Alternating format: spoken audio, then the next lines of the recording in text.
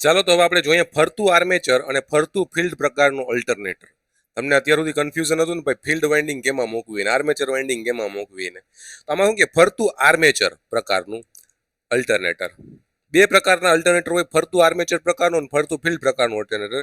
આ પ્રકારના અલ્ટરનેટરમાં armature winding rotor ઉપર મૂકવામાં આવે છે. બધું ધ્યાનથી વાંચજો. આ પ્રકારના અલ્ટરનેટરમાં આર્મેચર વાઇન્ડિંગ રોટર ઉપર મૂકવામાં આવે છે અને ફિલ્ડ વાઇન્ડિંગને સ્ટેટર ઉપર મૂકવામાં આવે છે.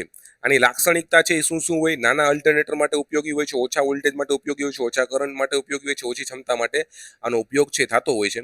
ઉદાહરણ તરીકે મોટરસાઇકલનું જનરેટર, નાની પોર્ટેબલ મશીન કે જે આપણે છે નાના નાના જનરેટર ડાયનેમો ને એવું યુઝ કરીએ ને ત્યાં આનો છે ઉપયોગ થતો હોય છે. કે થર્મલ પાવર પ્લાન્ટમાં કે આનો ફરતું આર્મેચર પ્રકારનો ઉપયોગ થતો નથી. બરાબર. પછી આવે છે ભાઈ ફરતું ફિલ્ડ પ્રકારનું અલ્ટરનેટર. આમાં છે ફિલ્ડ વાઇન્ડિંગ રોટર પર મૂકવામાં આવે છે અને આર્મેચર વાઇન્ડિંગ સ્ટેટર પર હોય છે. એટલે પાવર સ્ટેશન પરથી બહાર આવે છે. પાવર સ્ટેશનમાંથી સ્ટેટર છે પાવર છે બહાર કાઢે છે.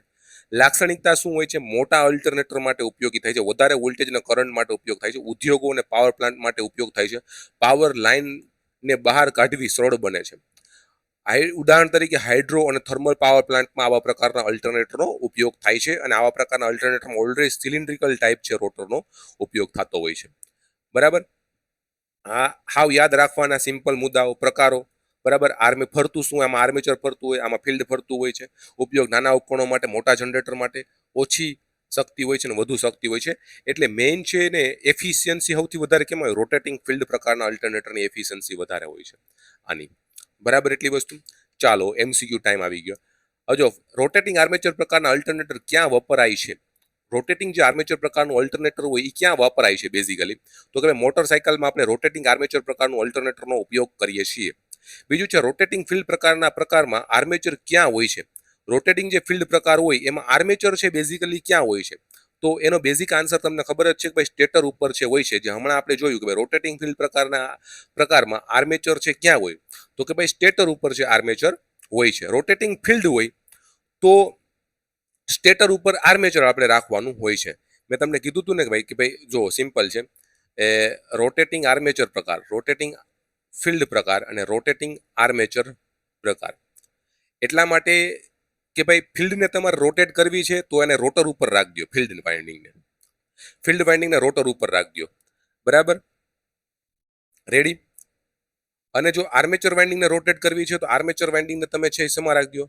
રોટર ઉપર છે રાખજો. બરાબર છે. રેડી. પછી આવે છે રોટેટિંગ ફિલ્ડ પ્રકારમાં ફરતું શું હોય છે? ફરતું શું હોય છે રોટેટિંગ ફિલ્ડ પ્રકારમાં? ફિલ્ડ ફરતી હોય છે.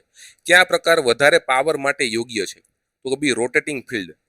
કયો પ્રકાર વધારે પાવર માટે યોગ્ય છે? તો કે બી આવશે રોટેટિંગ ફિલ્ડ છે એ વધારે પાવર માટે યોગ્ય છે. કયા પ્રકારમાં પાવર સ્ટેશન પરથી મળી શકે છે? કેવા પ્રકાર પાવર સ્ટેશનમાં મળે છે? તો રોટેટિંગ ફિલ્ડ પ્રકાર જ આપણે પાવર સ્ટેશનમાં ઉપયોગ કરીએ છીએ. રોટેટિંગ આર્મેચર અલ્ટરનેટર કેવી ક્ષમતા ધરાવે છે? તો કે ભાઈ 1 થી 2 કિલોવોટની ક્ષમતા ધરાવે છે રોટેટિંગ આર્મેચર પ્રકાર. નાના આપણે જનરેટર તરીકે ઉપયોગ કરીએ છીએ મોટરસાઇકલમાં એમાં, એટલે એની કેપેસિટી કેવી હોય છે? ઓછી હોય છે. બરાબર. તો આટલું જ આપણે રાખીએ છીએ આ લેક્ચરમાં. પછી આપણે નેક્સ્ટ લેક્ચરમાં સિંક્રોનસ મોટર છે ચાલુ કરશું. બરાબર છે ને? અહીંયા તમારું ઓલ્ટરનેટરમાં બસ મેં તમને જેટલું કરાવ્યું એટલી જ PDF વાંચીને જાઓ, બીજું કાંઈ વાંચોમાં. એટલી જ PDF તમારે વાંચવાની છે. બરાબર. ડન. તો